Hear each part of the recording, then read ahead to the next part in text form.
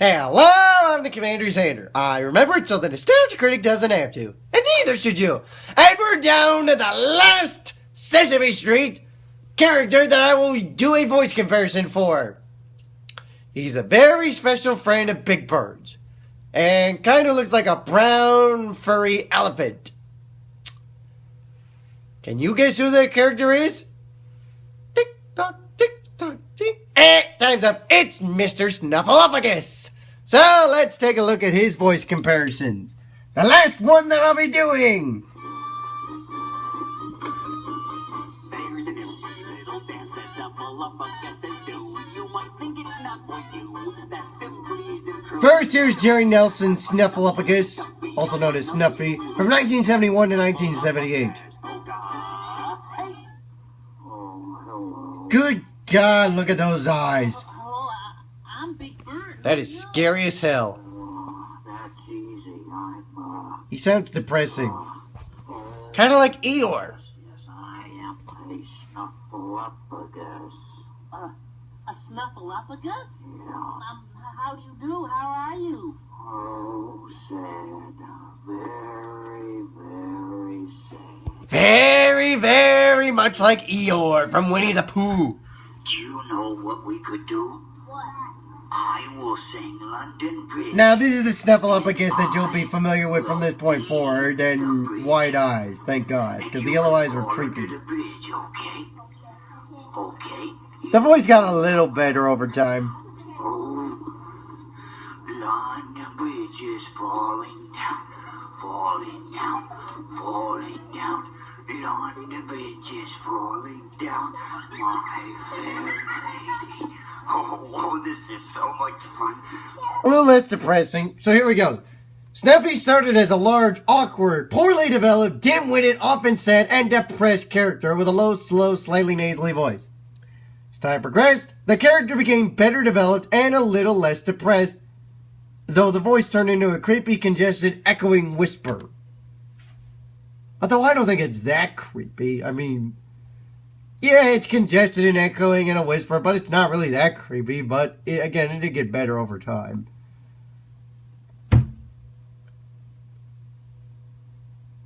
Unfortunately, due to back injuries, or maybe fortunately, Jerry Nelson was forced to retire from performing Snuffy. So Michael Earl took over from 78 to 80. Here is his voice. I wonder where Bird is. He said to meet him here for the race. Okay, Snuffy.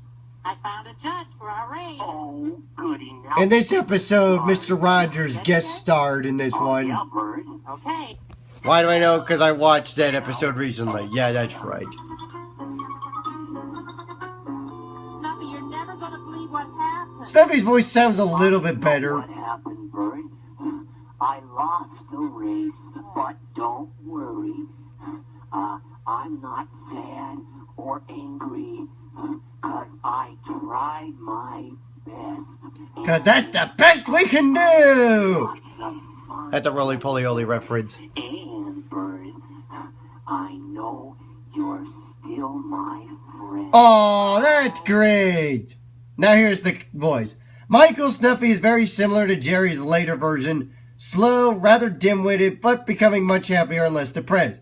The voice is rather nasally and slightly rough, as well as a congested whisper. After Michael Earl left the Muppets, Marty Robinson took over and has been performing Snuffy ever since 1980. Here is his voice. All right, everybody. You want to do the Snuffleupagus polka? It's a little more fast-paced and more happy. And as you can see, he's added a little sister. Have some around. And you are in luck today because there are two of us here.